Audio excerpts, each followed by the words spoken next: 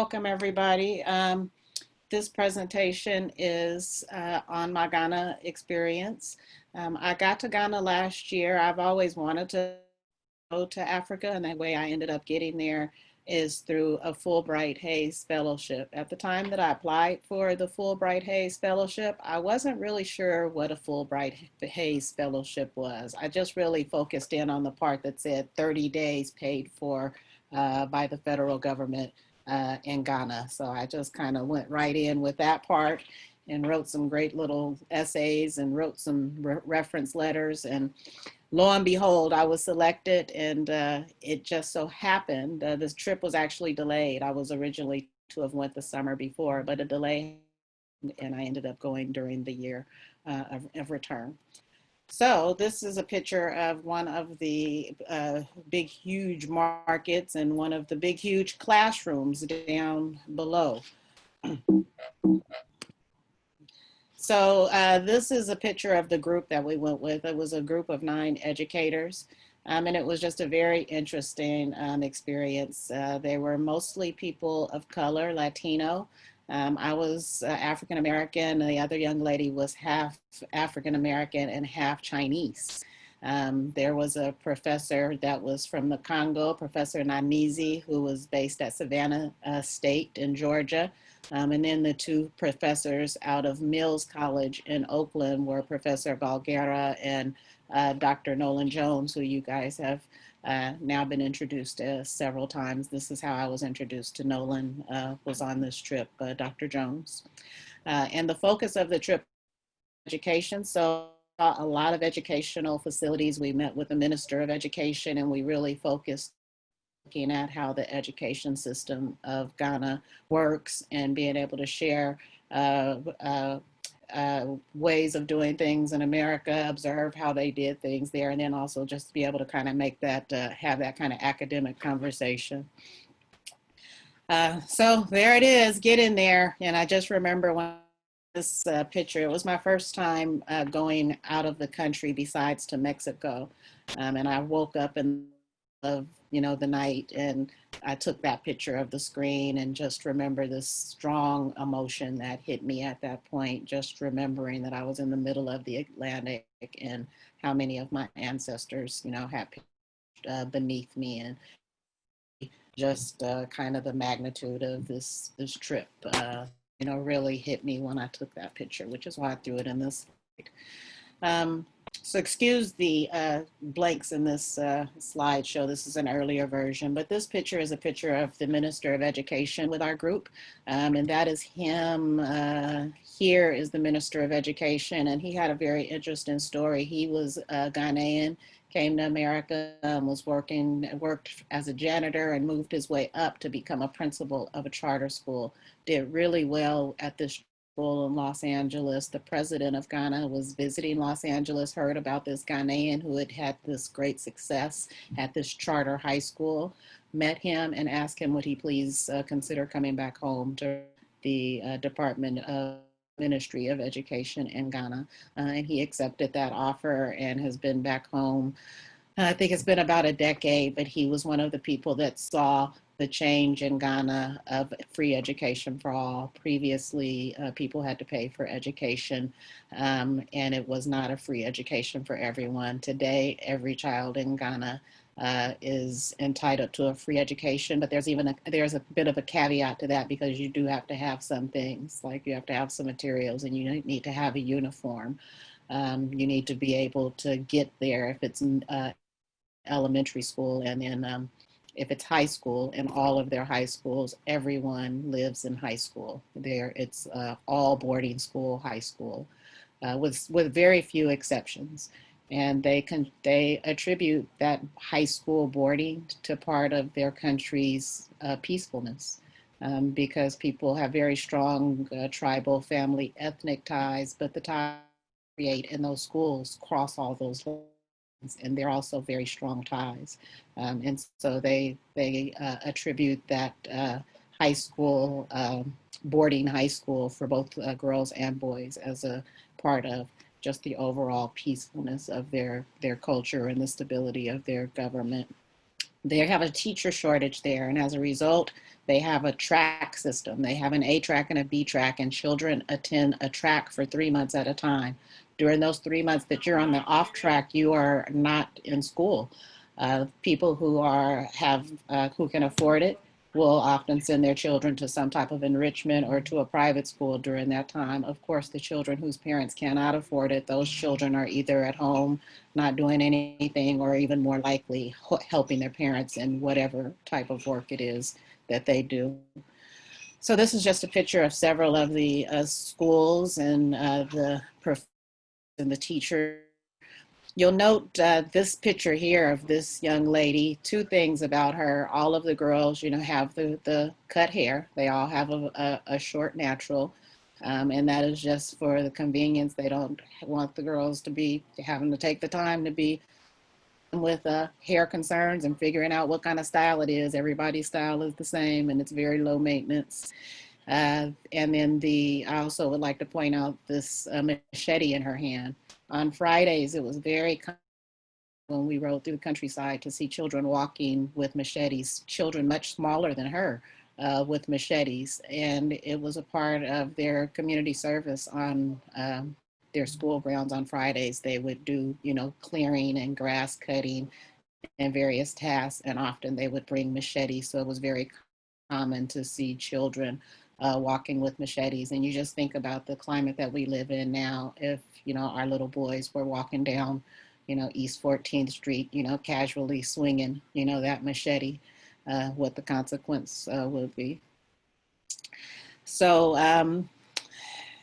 the curriculum is still very colonial. I was very, well, I won't say very surprised, but a bit surprised that really the curriculum that they use is almost the same as ours, with the one exception of the pictures in their books were often reflected Africans. They did not have pictures of white people in the school books for the most part. And corporal punishment, I didn't see any child having corporal punishment applied, but every teacher in every school had a stick in their hand. So I don't know what happens to that when the Americans are not in the room. But did a lot of hitting on of course, they're very rhythmic, and I did see that stick used a lot for rhythmic purposes. But yeah, there was very little, no discipline problems in the classrooms, very, very large classes, and no one was ever really out of sorts in the classes. Again, some different classes. You'll notice the uniforms. All of the schools have a different uniform, so you can always tell what school they go to, because all the school children from the same school will have the same uniform. And often it'll be like you'll see here, and there's a shirt that I have, they have their own prints. So the school will have its own special print. That is the school print. It may have a design. It may actually have the school name incorporated into the print. But that was something that you would always see. This is the staff at the university, and that was located in Accra. So let's see. Talked all about that. So the children were very well behaved, and always happy to see us coming in, very respectful. They would stop whatever they were doing when you walk into the classroom and stand up and greet you.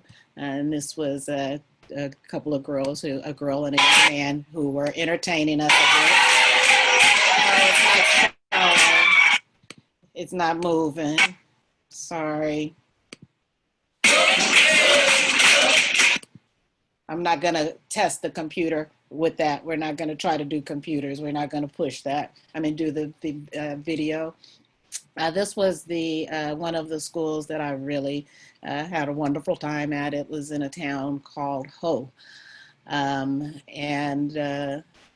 that cute little baby, he and his mommy, he rode around with us for several days and gained lots of American aunties. These are those educational resources I talked about. So you'll notice again the pictures, and this is a tree lesson. Twi is the most common language spoken in Ghana, though there are so many languages. I was completely ignorant of the number of languages that were spoken. So each, depending on the majority of a certain area, the school in the first 3 years is taught in their home language, whatever that is. And they have about approximately 23 languages, I think, that they may be speaking in that first round of education. Once they get past the third grade, then English becomes their primary language that they are taught, and that their instruction comes in. And then they are also then taught their home language then as an elective, so that they do always maintain both. Um, the funerals, you know, they were very elaborate, very loud, you know, kind of like the New Orleans kind of Mardi Gras type, you know, feel. This one was a funeral of officers, and again, I'm not going to test this computer with video, but why I took this first video was because it showed all of the different officers, and it was just so wonderful to see all these different uniforms, and every one of those, you know, uniforms from different branches were all African Americans. So custom coffins, who'd have thunk? This is a cottage industry of Ghana. I don't know if other African countries do this, but in Ghana, these craftsmen, their job is to make custom coffins. And so you worked at a distributor of the national brand beer, which is Club. You might get buried in a Club casket, or you were a distributor of a Nokia casket. You were a airline pilot, perhaps you'll have an airplane. And if you were a cocoa farmer, that yellow one up there is a cocoa bean. Yeah. So I just want to say, I went last year and I went to that same place. It is amazing, the detail. Did he have, mm-hmm. yeah, the detail of it, and it gets very elaborate. This is the simple stuff, you know. And one thing that Yeah. he said is that when they deliver it, and I don't know if he shared this with you, it has to be wrapped, you know, because somebody ordered these things because they want to be sure there's no illegal drugs or anything that get in here. So it has to be all wrapped, and the person who ordered it comes picks it up. But it's you know, it doesn't just go like that, because he said they want to be sure that there's no drugs that are transported in those. Right. But anyway, I was floored. I just thought it was phenomenal. Right. Aren't they beautiful? They were beautiful and detailed. Look, you can Yeah. even, is this a plane? Yeah. Yeah. Yeah. Yeah. Mm-hmm. Uh, so, so okay. Food. So I was a little worried about eating in Ghana because I have a lot of food. I am very, very allergic to lots of things, and was afraid that I might starve. So I took a lot of granola and things with me, and, you know, instant oatmeal, because, you know, I knew I had to eat something. So I was going to have something I could eat. I was so pleased to find that I could pretty much eat everything, and that I actually liked it. Because, you know, I can be a little bit of a picky eater. I didn't know if I would just like the style, you know, of food, but I really enjoyed it. It really worked with me. I discovered goat, and I've never tasted goat better than the Lost you there around the for a streets minute. all the time. They're what? We lost you there for a split second there. Okay. Did you hear me say the goat? Yeah, that's when you went out. All right. Well, it was delicious. So found a lot of things that I really liked. I really enjoyed the banku. So most people talk fufu, which is based on cassava. But banku is very similar to fufu, but made with fermented corn. So I fell in love with the banku. And I don't gain weight really fast. My weight's pretty stable. I gained 10 pounds in 30 days in Ghana. So I did not starve at all. They use a lot of palm oil, where here I'm allergic to soy, so all of the salad dressings and anything fried here is really, something I shouldn't do. But there, everything is palm oil, and I don't have a problem with the palm oil.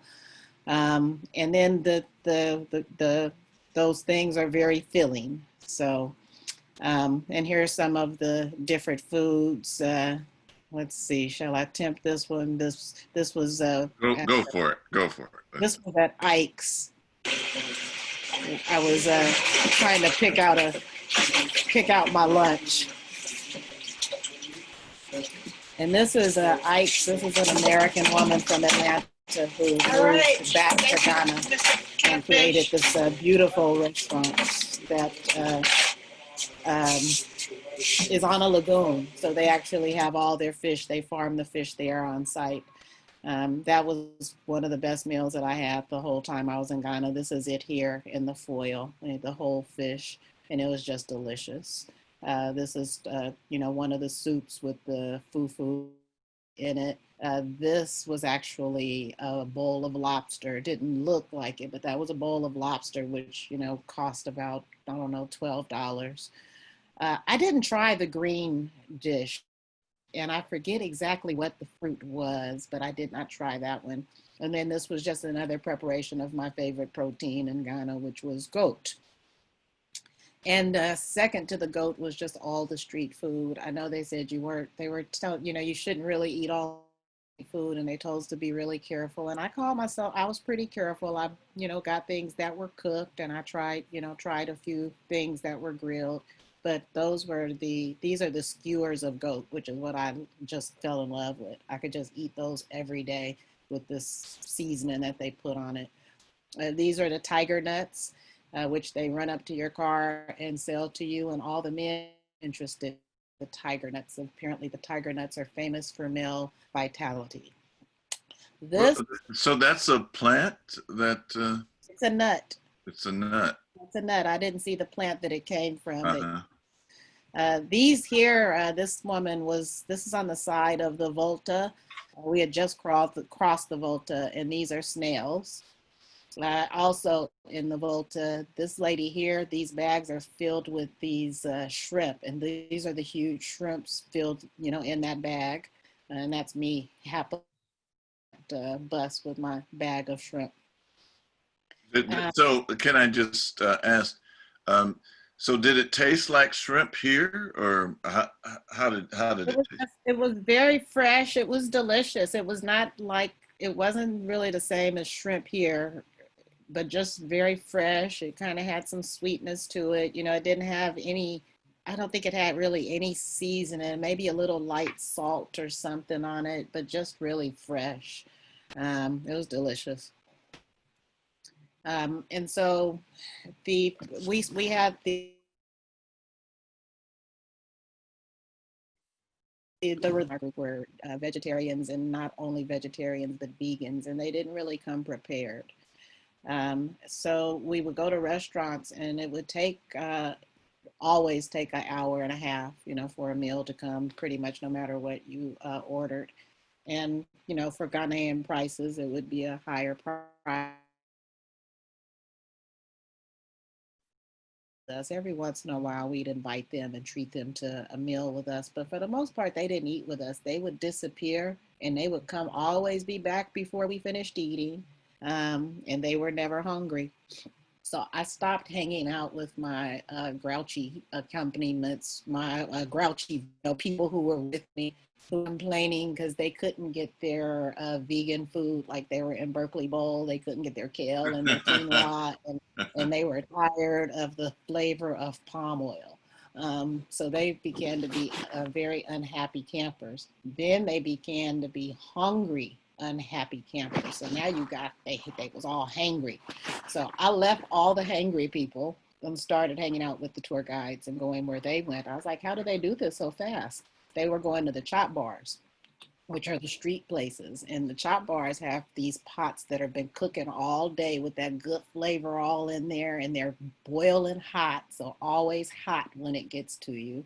And you get your meal in 10 minutes, and at a fraction of the price for the amount of money that I would buy one meal with my group, I would be able to buy the meal for all four of us at the chop bar. And that would always include an Origin, which was the local herbal beer. It was like a bitter, better beer. So I'd have the Origin, and I swear that was part of my medicine, keeping me Was right. that like a real beer? I mean, Yeah, I mean, it's alcoholic, but it's got a lot of herbal things in it, and it's very, I really, people, it's alcoholic, but it's kind of, kind of like an herbal beer. Um, so that was the best thing that I discovered was the chop bars. Let's see, do one of these play? Yeah, let's see. I'm gonna finish again. That's our driver, Nana.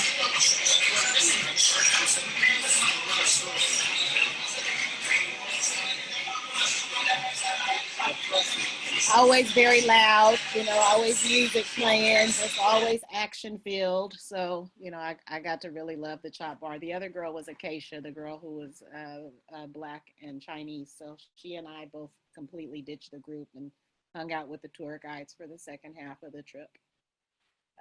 This is the Origins bitters. This is not the Origins beer. This is the Origin bitter. And this is just really nasty. I mean, it is a bitter. It's just bitter and it just doesn't taste good. But I added that bitter to my regimen. And every morning when I got up, I would actually have a shot of those very disgusting tasting bitters before I left because I figured I was introducing some of that local, into me, that it was probably some good medicine. I wanted that little bit of alcohol in there would take care of any little thing that might have gotten away during the night in my belly. So, and I was the only person in my group that did not get very, very sick. So it was alcohol, Denisha? Is that what you're saying? It was alcohol? Alcoholic. I mean, I only took a shot of it and I never felt any effect of it at all. But it is something that if you were at a bar, you could also order that at a bar. So it might be kind of medicinal. That's what I'm. It Okay, makes me okay. definitely medicinal, but it's also Medicinal. that's alcoholic. You can get this, and we actually the brand that I started that I got was called Joy.D. And there's also a drink that I drank. This is an older version, so the picture's not there. That's a ginger beer. That's the local ginger and a lot of herbs. And so I drank that. That was kind of the drink that I drank when I was there. And we met the owner of that. And it's very medicinal. It's so So you never got sick I'm there? the only person in my group who never got Wow. any. I'm going to show you guys the little tiny a bit of an injury. I got a little bit of an injury, but no, I never got sick. I mean, we had a girl, I'm pretty sure she got malaria. We had some people with really bad intestinal things with, I never had anything. So nature, definitely lots of nature. This is And climate. so one more thing. So when you go to Ghana, you have to take shots and those kind of things. I took every shot recommended because I have talked to so many people that I care about who have told me that they were sick and they had really bad experiences with being sick. Ty had Baba Tyemba had malaria, and No, no. yeah, he had malaria in Ghana. And I've talked to another my friend Mama Ashanti, who's a teacher at Wose. She was in Senegal and she was very sick. So I had heard a lot of stories of people getting sick, and I could not afford to have another 30 minutes. I couldn't afford to have So, myself so being. the people who got sick did not take the shots. Is that what you're saying? A number of them didn't. Yeah, they were real. Yeah. There's some stuff you could kind of get away with. They say you have to, but there's ways, to get around it. So they weren't, I don't think they were serious about their malaria medicine every day when they were there. Okay. Yeah. Well, it was interesting because when I went, they didn't even check my card to see if I took the shots. Yeah, they didn't even check I did take them and I had it ready. Yeah, but I they did didn't all even my check. shots. People told me that you could get away with it, but I wasn't Yeah. trying to be sick. No, And no, I took the shots. I yeah, went on this canopy walk right here too. yeah, that was pretty wild. The canopy That was was up pretty at the wild. top of the trees. And then this is the tallest mountain in Ghana, Mount Doe. I think the name is going to come up, but it's the tallest peak in Ghana. And that was my greatest physical greatest physical test in Ghana. It didn't seem that tall looking at it from the bottom.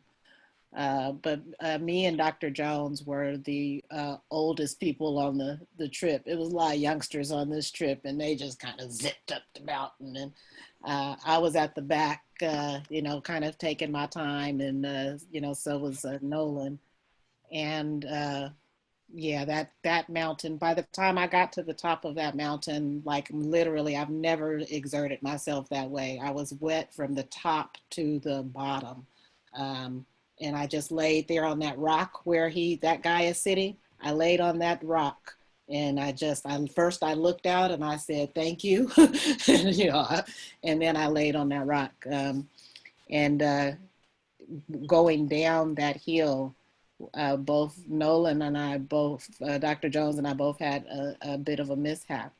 Now, Dr. Jones, he really hurt his butt where he damaged his tailbone a bit. It was like bruised. So he literally had to stand on those rocky roads on that bus for like a week because he just could not sit. Because those roads are just we went all around the country. So we were on some bumpy roads. And me, I lost my footing a little bit. And I think the picture is going to come up. And I took a little bit of a tumble. I didn't hurt myself, but I ran into this tree, which I don't know. I guess I took the picture out. It may be coming up, but I ran into a tree that has thorns on it that they used to use to tie the slaves up to, because if you resist in this tree, the tree will win. It's got thorns just sticking out of it. And I started tumbling, and it was like, put the hands out and stop putting them hands on the thorn tree, or, be really hurt. And of course, I have my little tribal marks in my hand from that experience, but I wasn't hurt, other than those little scratches. And I figured that was my way of remembering my ancestors. So that's just some of the wildlife, this tree growing out of rock, these mangoes just hanging. And then this is nutmeg. This is a nutmeg, and the red that you see on the outside is mace. It's like the mace that you spray. That comes from that red membrane on the outside of the nutmeg. Is that right? Wow. You mean the mace that's a toxin? The real mace that?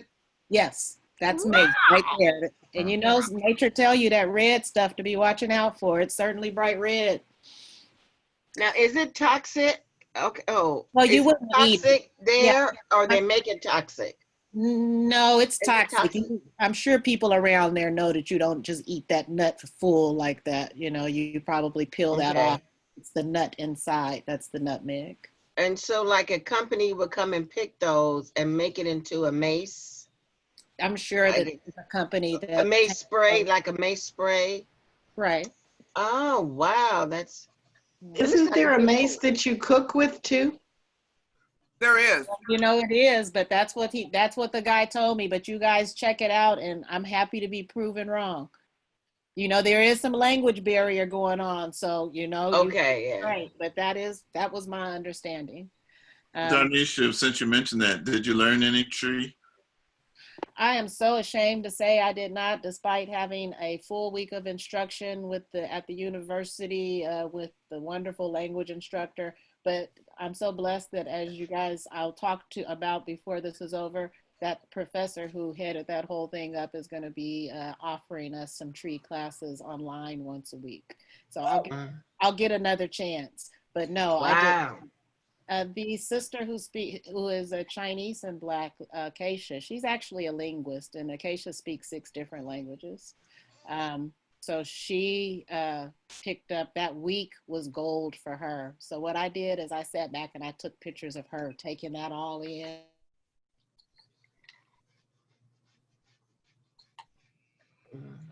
Come back. Yeah, she froze up. Yeah. So, really impressed with the chocolate. I had no idea how chocolate was made, where it came from. I just had never pondered it at all. Is So that the same as cacao or is chocolate? yes, yes, Cacao, okay. cacao. So this is the pod here.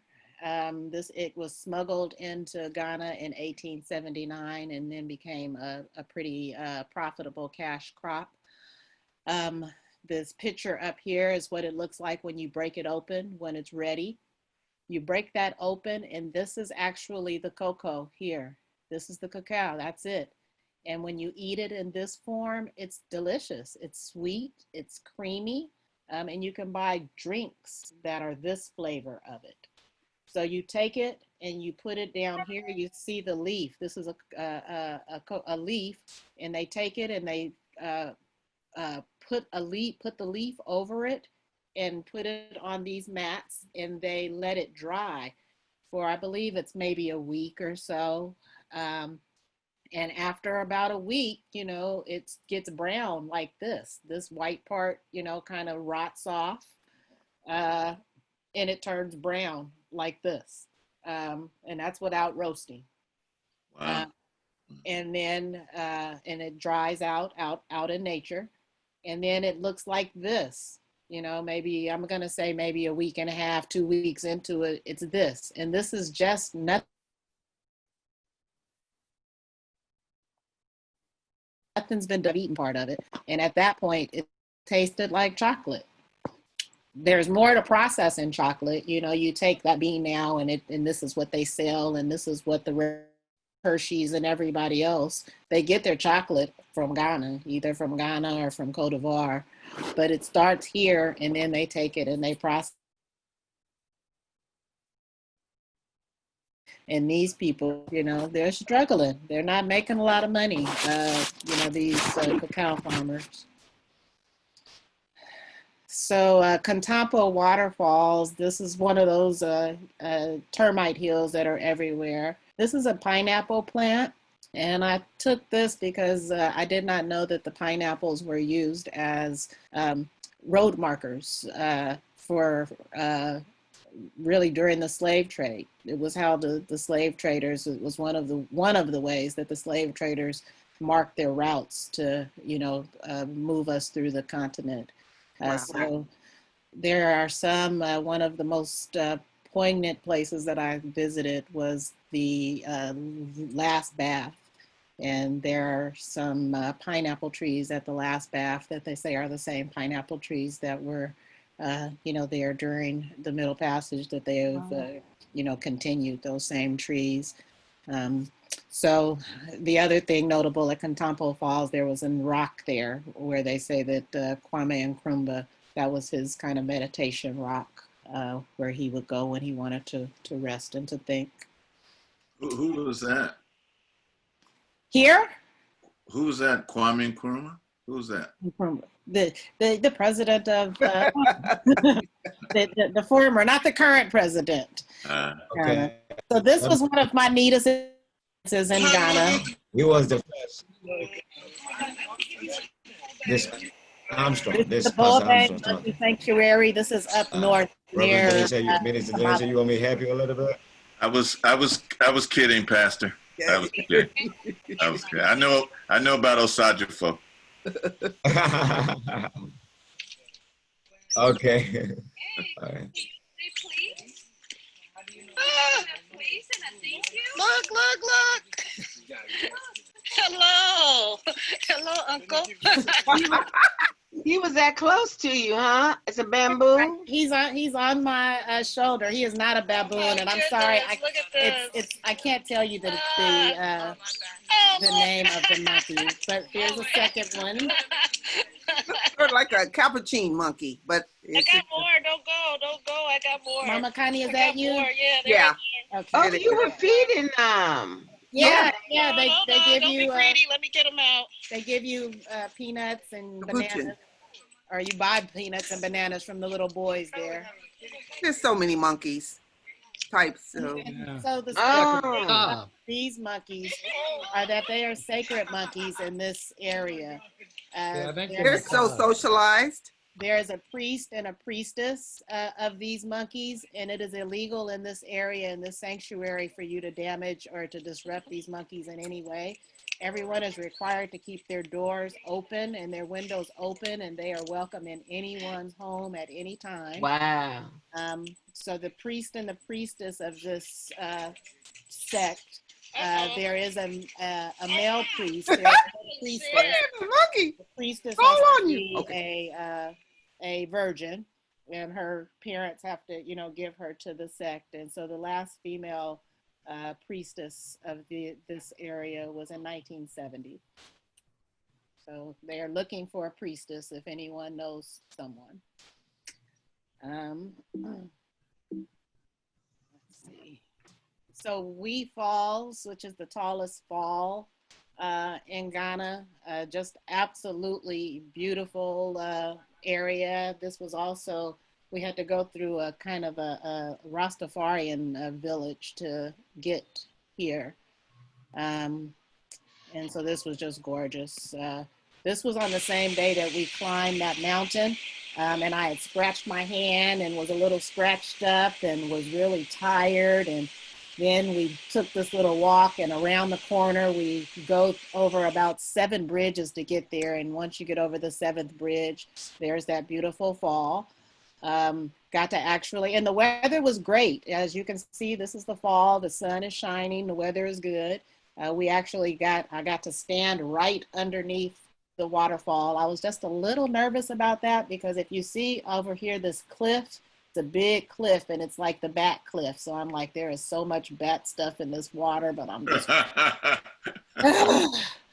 so that might be why I'm sure those kids gave me COVID-19 in April, and I might have had a little inoculation here. So afterwards, we were there during the rainy season, and so the rains just come down sometimes, and it's just a deluge of rain. This one over here is all of us right underneath the water with just all that water that's hitting you. And then this is afterwards. I was so happy. Most of us were very happy that day. And so it just started pouring rain. But So it's gonna be a wet and muddy one back, and we do not care because this is beautiful. Absolutely. the guy. So I'll wait and let you guys see the entertainment here. Even Nolan has come back to life. He is revived.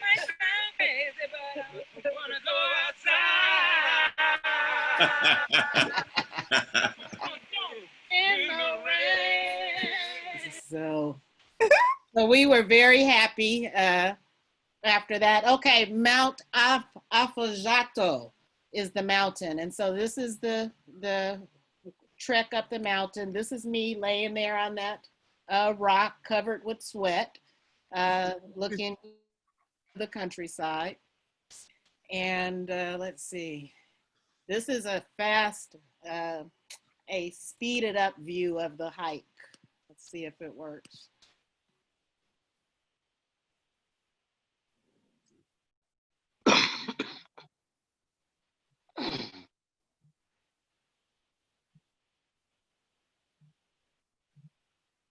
It was, even speeded up, you see this is a little ways, right? It took a while. Are you at a national park where the bridge was? No, this is Mount Oh, this is the mount. Okay. Mount Afajado. Okay, the same place. Okay. And this is the tree. It's the cotton silk tree. So you see those stripes across my hand? Yeah. Mhm.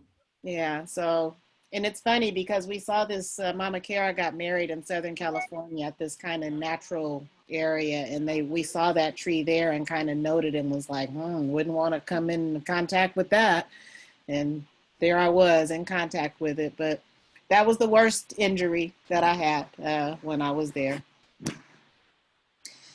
So culture, it was a big cultural change for me. I had never been to Africa, and it was my first glimpse into, really what the culture is.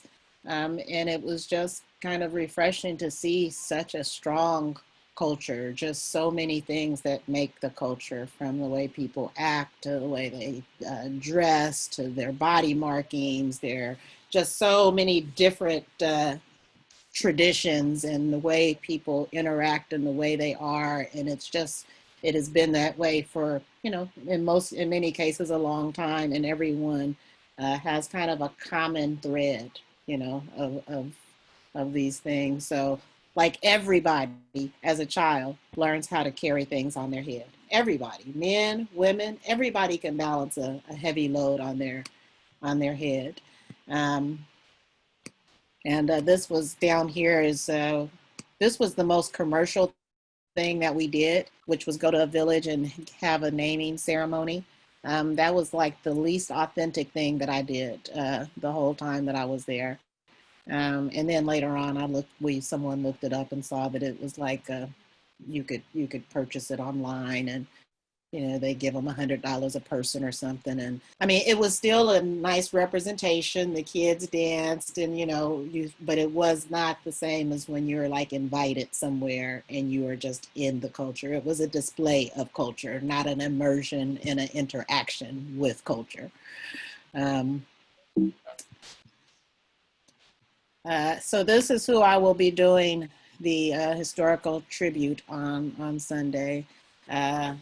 Nana Ya Asatiwa. This is an earlier, again, version of my slideshow, so some things are mistakes on here.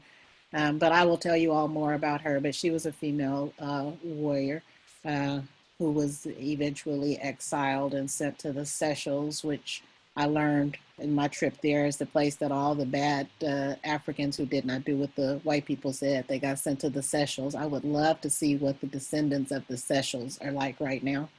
It's supposed to be a really nice place. Yeah. Seychelles, yeah. Seychelles. Yeah. So here is the Twi Language Instruction. I'll show you, let you hear a little bit. He's teaching us a song.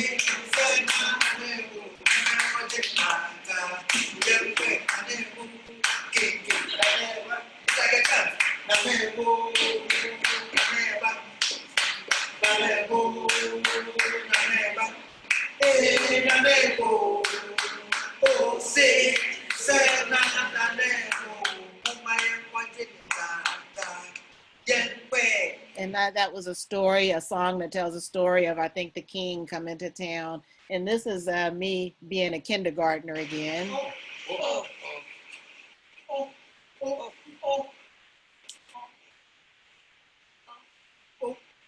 Just teaching us the sounds of the alphabet.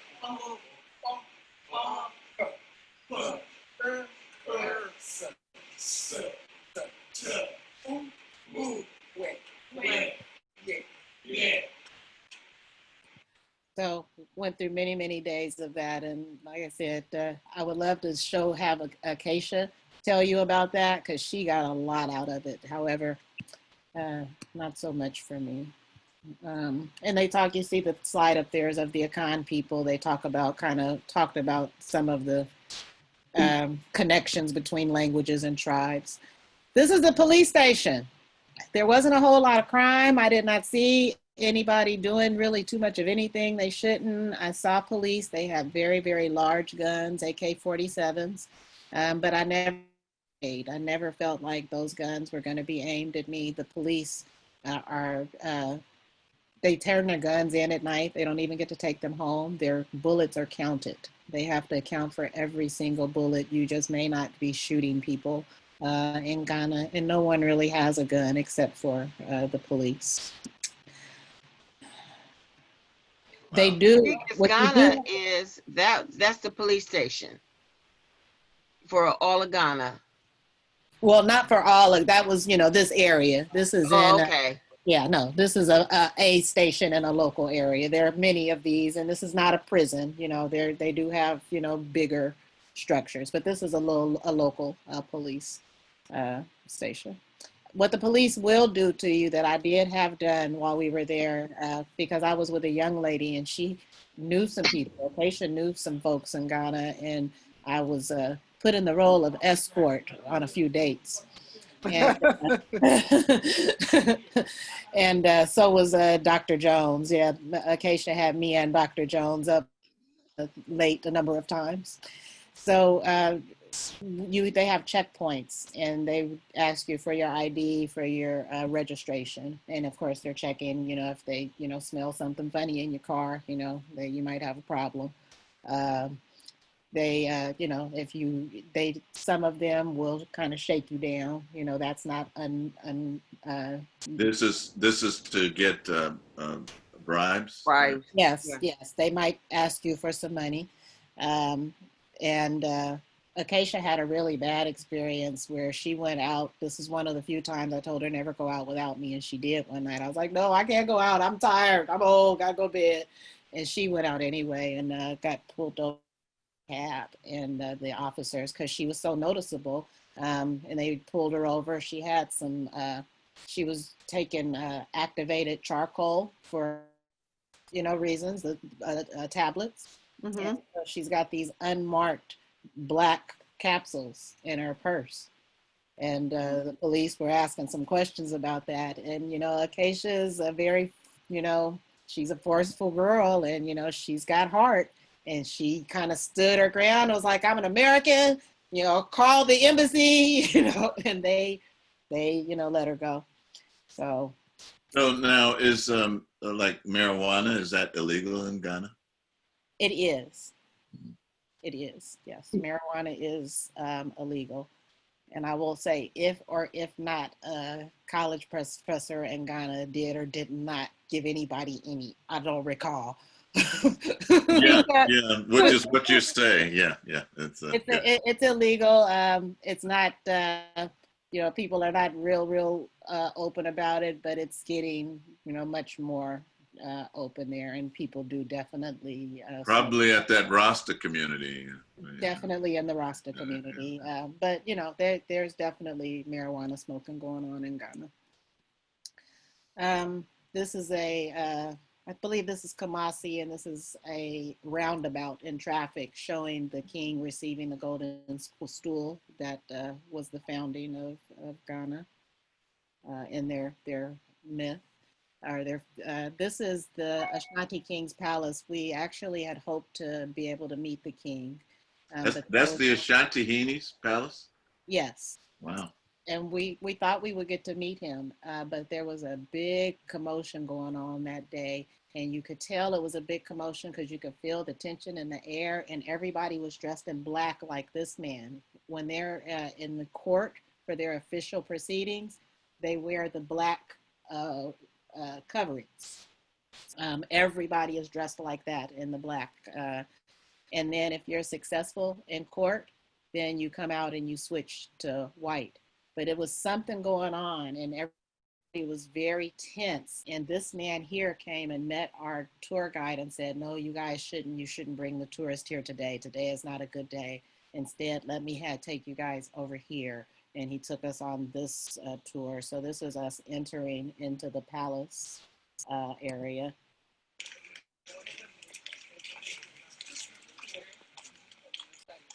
Over here is the official palace area where we were at, where they told us to leave from, and came from over here.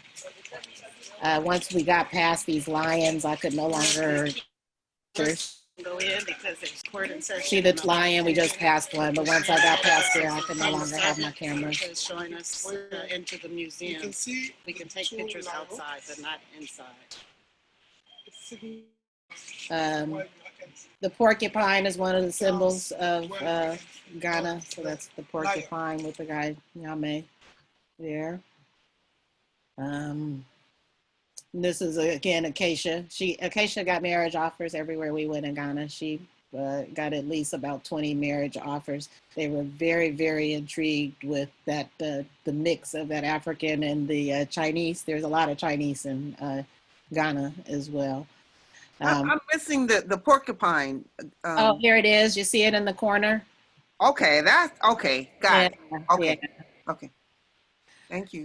This was the one time when I kind of went back to in an American in Kumasi. We found this beautiful American style salon. And I pulled out my American credit card and got a full massage, and I had my nails done, and just, relaxed for, 3, 4, 5 hours. And it was very, very inexpensive, but a very beautiful hotel. The places we stayed were like not the very top of the line, like, 4-star. We were at probably 3-star places, but this was like the 4-star, very ritzy, very, very fancy hotel. This is the tallest building in Ghana. This is what it looks like from far away. This is the sky bar on the roof, which was just beautiful. They had like a big infinity pool up there. It was as fancy as anything I've ever seen in America. I took the picture of this woman because this was at one of the one of the more formal bars, not quite the local bar. And this woman was selling boiled eggs. You can see up here on top of her head. When she started, it was probably piled up to here, but she sold them all night, and most of them were gone. People would peel them, and then they put the peels over here on the side. But what was really notable, you can't see from the picture, is this woman was dancing. I mean, she was really dancing. And these eggs were on top of her head, and the peels, and the bowl with the condiments on top of it. And she was just dancing, and nothing fell. And if I try to walk across the room with my cup of coffee, and I will feel some coffee on the floor. So I marveled at the grace. And you guys know Brother Kwame here. Yes. Yeah, that was Kwame. We were at this was at a club in Accra. And there's Brother Nolan, Acacia, myself, and Marda, who is actually also a professor at Mill. She was there as a student, but she's a professor. And then this is my favorite drink. This did not taste like medicine. This is the Joy Dadi ginger. And they call it a bitter too, but it was not bitter. Little bitter, but just a very, very strong ginger flavor. This was the Volta region. What people told me about the Volta is that in the Volta is the place in Ghana where people still believe in magic, where they still have these serious ceremonies that, defy, like a ceremony where it like rains on schedule, every year for the last several hundred years or something. So this is crossing the Volta. Lots of roadside sales, lots of stands like this with produce, mangoes, pineapples, and watermelons. This was one of the parts of my trip was when I met the miller. So by the time I had spent some time in Ghana, like, oh my, there is a lot of Christianity here. And so I was walking down the side road doing what they told me not to do, not go outside the town where the guards are, but I'm walking down the road, and I meet this young man, and I say, are you a Christian? He says, oh, yes. I said, could you tell me someone I could talk to who could talk to me about tradition or religion? He says, yes, I know someone. I said, who? He goes, my father. I said, okay. I said, where is he? I'm right down the road. So he took me, and this was actually like his godfather. It's not his biological father, but his name is Wisdom. So he took me down to meet Wisdom, and Wisdom is a miller, and person where the local women collect their cassava. This is cassava here in these containers. They put these in their head, peel them at home, and then come and bring them to him in the morning. He mills them in his machine, and then turns it into meal. And at the end of the day, they either come get it as meal if it's cassava, or if it's corn, they bring the fermented corn. They ferment it for a few days, and then they bring it and have it. That's what makes that dish that I like so much, the banku. So this is how they do that. The press here, this is the technology he's using to press the starch out. And then is Here are these videos. This is I didn't think that this shack had electricity, but it did. And his name is Wisdom, and he turns out to be something of a spiritual man who did a ceremony with me while I was there and gave me. He's the sent his son to bring me those plants that I now have. Okay. Yeah. That's how the milling happens. But the plants came from him, from this old man, as he brought sent me those. And that's how the banku, he's making banku. This is fermented corn.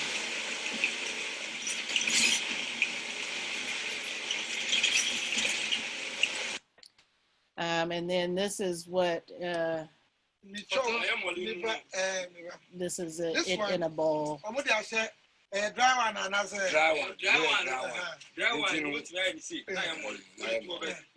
So we have this one for making that. Now, the process of cooking that way, and then they said that you can also turn this one into a dough by just adding the water and leave it for about 3 days, and then you get your dough.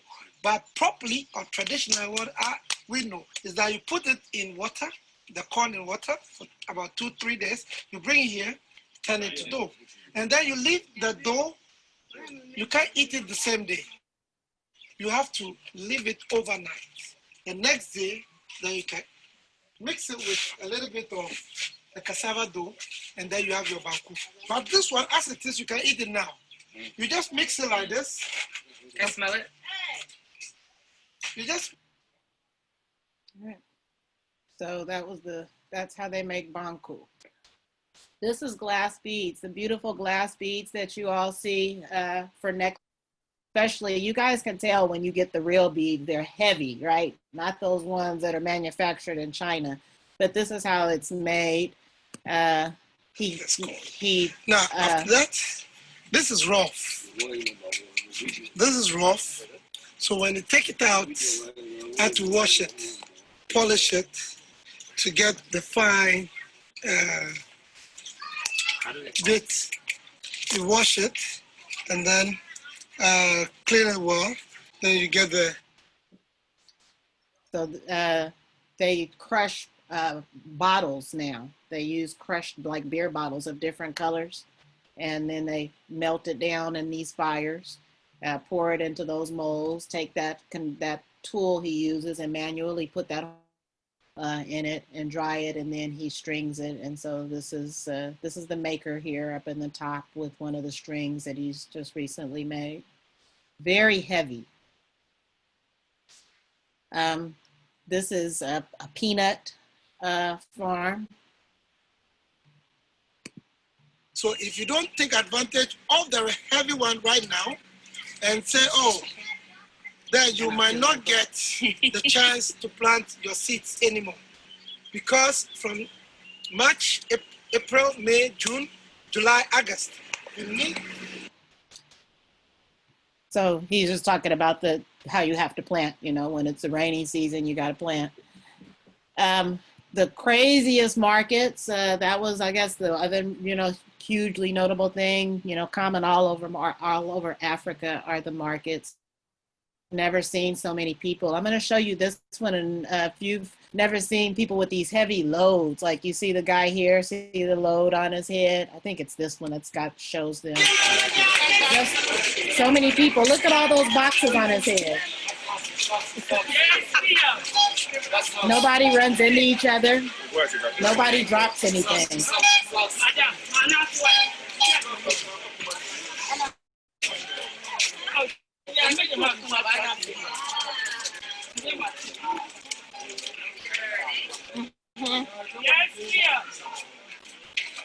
Trying to get some pictures of all these people with these huge things.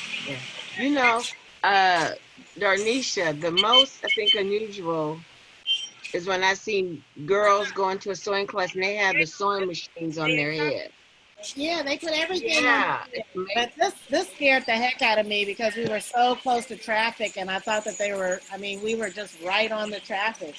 And I just knew that I was going to have my toes ran over. Just tons of people, and everyone knows how to interact together.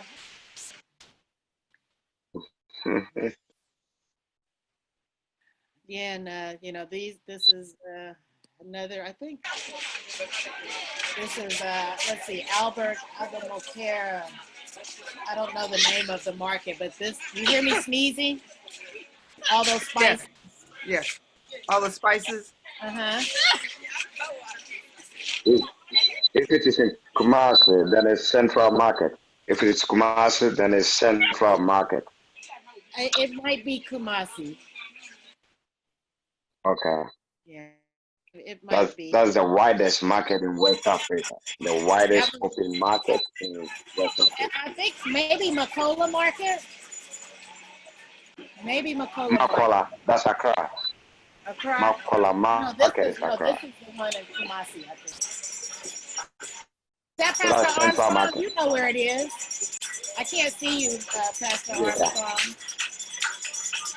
No, I'm on my phone now. Okay, The lights are yeah. out at my area, so I'm using it. Okay. You guys, we have Pastor Armstrong has joined us on his phone from Kumasi. Mahota Sain. Welcome, Pastor. Thank you. Thank you. So this is the Adinkra village. So this is one of my partners Right. that I formed is with a young man named Dominic, who's from the Adinkra village. And this is showing how they create the Adinkra ink. This is the wood that the ink starts as. They do a number of processes with boiling it down until it becomes this very thick ink. And here is it in its final form as it's printed on kente cloth. So the person that I'm working with, Dominic, he carves these prints, and you can see the wood print here that I'm printing a kente cloth that you can actually print ones that you want to buy and pick which symbols you want to put on it. That is that beautiful art that's been done the same way for very, very long time and passed along by families. I really know what batik was, so I was quite surprised to do this. But we went to this is let's see what Mamas Global Mamas is the name of the organization. It helps local women to market and do fair market trade with their goods. So the batik starts out with you choose your prints. These women carve these prints into foam. They have hot wax. You dip it into this hot wax, which is on an open flame, and it's already hot. And now you got open flame, you're dipping wax. And then you very carefully put those wax imprints onto your cloth. Then they have a number of different colors. It's kind of a chemical thing. It's some chemistry involved, the way they, mix things to create the colors. You put it down here in the hot ink dye. And then once it's dyed, they hang it up for a few days and the color actually changes. So this is my bright purple cloth, but you can see it doesn't look purple. So I was blessed that these women, we were running late, and so everyone else did theirs themselves, but I just kind of did this a little bit, and then the women came along and helped me, do the rest of it. So here's a little piece of that. So what was it? Too late. Well, I just know part. That's not noise. Not It was so hot.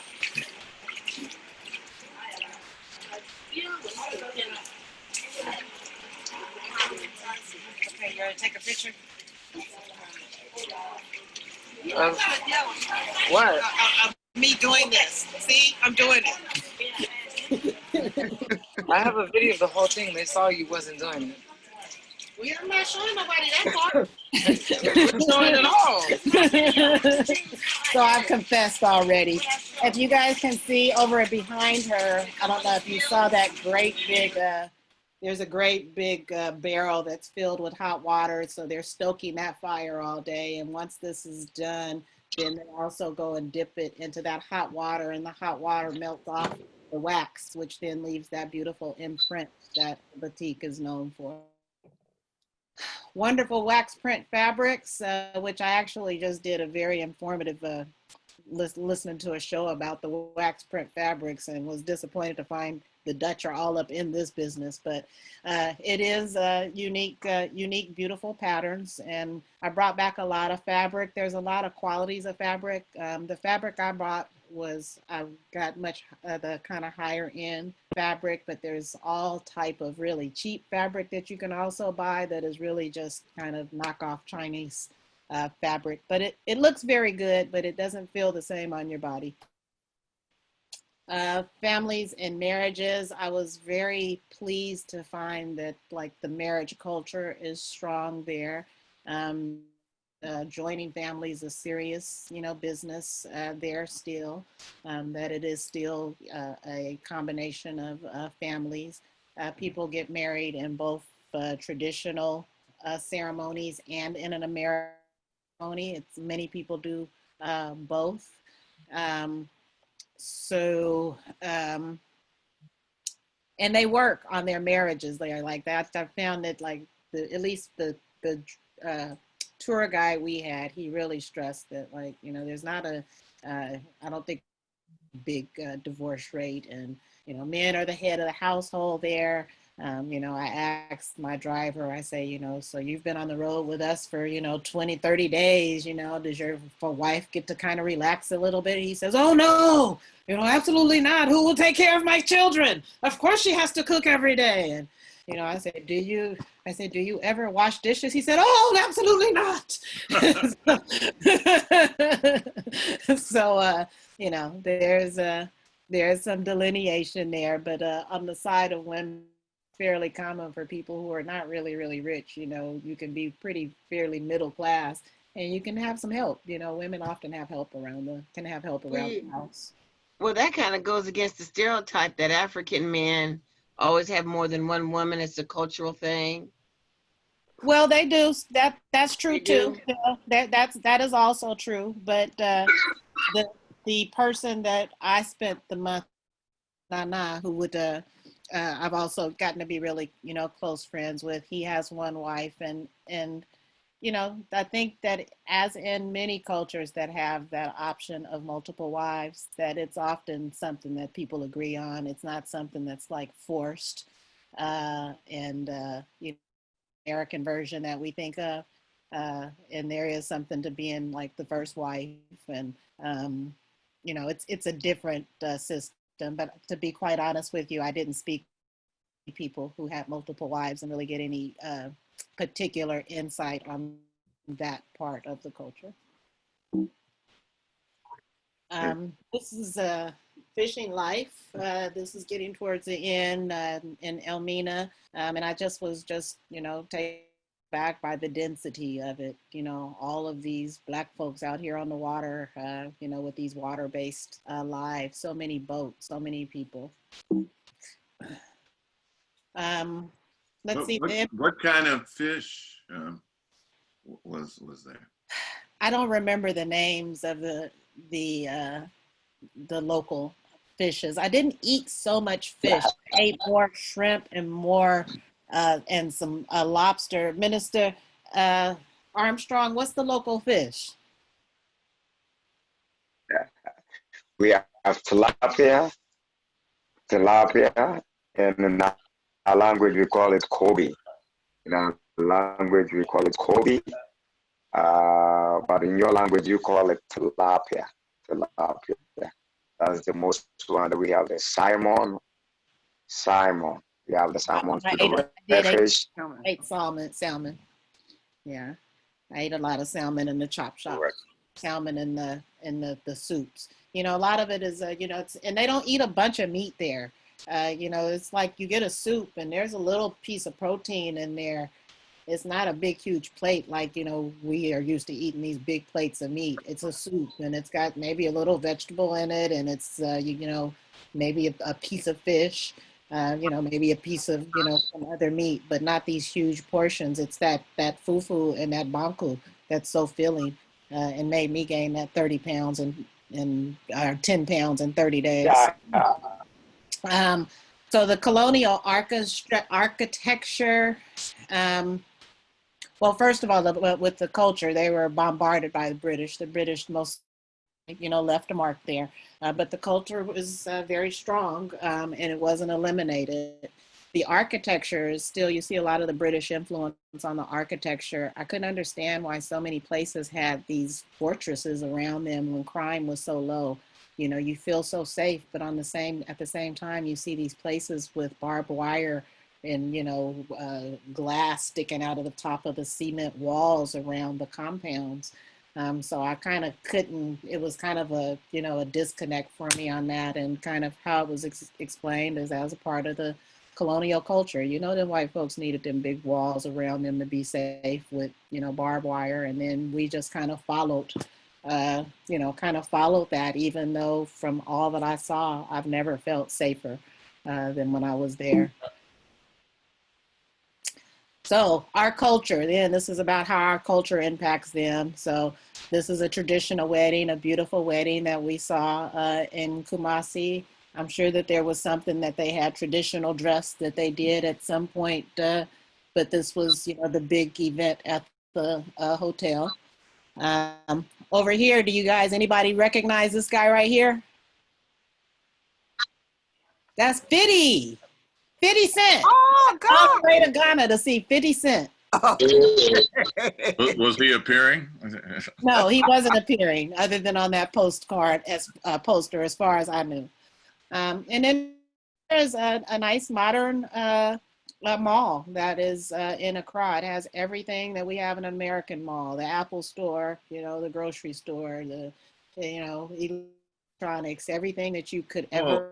Well, now, how is the power? Is it this, the power outlets? Is it the same that we have, or? It's the European power, so you have to take adapters. The power was unstable. I didn't really talk about that in my report, but there was like one night when we were, all going out one night, and like the entire country's power went out. Just everything went dark. And a couple of places, and the people we were with, they were like, "Oh no, keep the party going. We know where they got," because that's what happens. So the power is somewhat unreliable in terms of just general electricity. Yeah, you answered it. I was talking about the adapters and things like that. You need an adapter. So, they dress much like us. Fridays were kind of like a culture day where people tended to wear more of the traditional wear on Fridays in some places.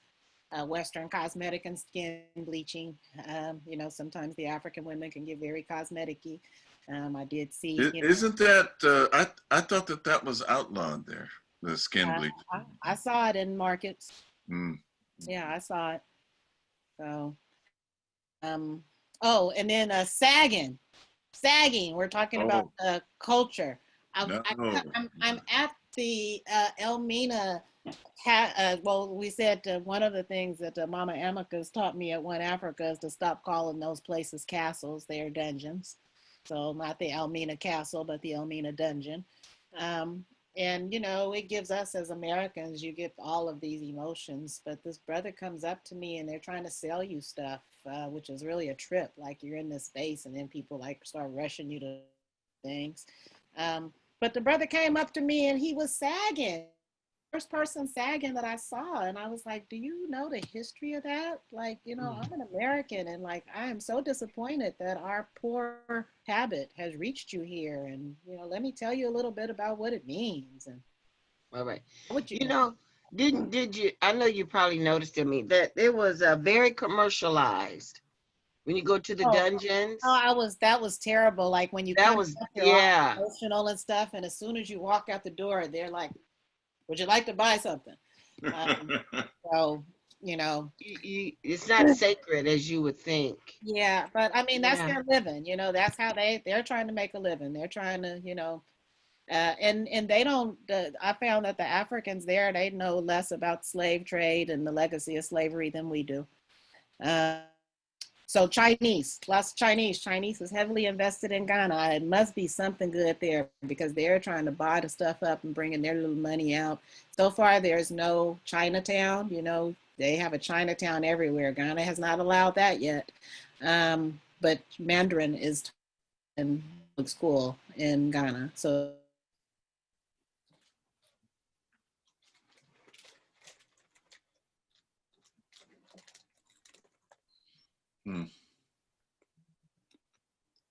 culture and religion, you know, being a Wose member. You're kind of freezing, Darnisha. Lost you there.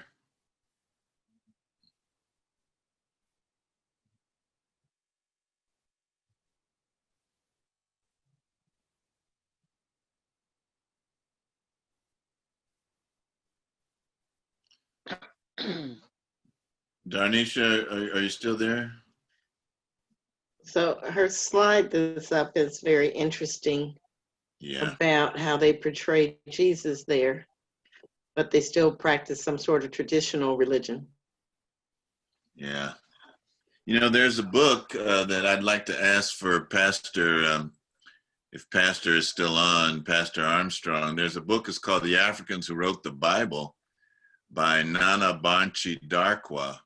And the premise of the book is that the ancient Egyptians and the people who left in the Exodus were nothing but Akan tribesmen. I don't see his phone there anymore, but I was wondering if he had a chance to see that book. That is a book that we, you know, I would like to talk to some Ghanaians about. The ones here are kind of frightened of it, I think, you know. What's the name of the book? It's called The Africans Who Wrote the Bible by Nana Banchi Darkwa. Okay. Interesting. It's a very good book. And so just for instance, you know, Ephraim and Manasseh in the Bible, it says that's an Akan word, Ephraim. And instead of Jesus, it's a Yesu. These are traditional words. Joseph, Osapho, Mary, Omari. You know, just a lot of things about it. And he has like a glossary at the back of the book that has. He even explains Netanyahu's name in Akan. So very good book. I'm really anxious to talk to somebody from Ghana about that book. You know, that has actually read through it or seen it at least. And if Pastor Armstrong don't have one, you know, I'll send him one, you know. I put it in the chat so people can know how to spell his name. Oh, thank you. Wonderful. Great. I'm interested in getting a copy of that. Yeah, well, you know what? You know what, Minister Amadi, you would really like that book. Yes, I'm gonna definitely check it out. You would really like this. So, I mean, like on the very first page, their word for the Ankh is Nkra. You know, and so they have all the words that we use or that we're using when we say Medu Nature or some, you know, there is an Akan word for that. And the Akan people are known for their proverbs. So the book of Proverbs is I mean, it's really fascinating. Really a great book. It makes a lot of sense. Yeah. It's consistent with what we, you know, already know and have learned. All of it fits together. Yeah. So one of the things about Dr. Darkwa's book is a lot of his research comes through linguistics. Yes. And that's a little different take than from what some of the other writers and historians have done. He's traced so much of the culture through the linguistics. Yes, yeah. So that's essentially what he's done. You know, that's how he connects it. I mean, and so like, I mean, he extends it all the way to quote unquote Sumerian culture. And he says it's not Samaria, it's you know how they say Akkadian? And so it's Akan, you know, and so, I mean, so many ties that he makes, you know, the drum, that they, you know, the big drum in Ghana that they use, and when you compare that to the Japanese, so he's extending it all the way to Asia. It's really a great work. I'm noticing that Mama Darnisha seems to not be here, and it is getting close to the 6:30 hour, and we're going to switch over to the WOW group. Women of Wose will be meeting at 6:30.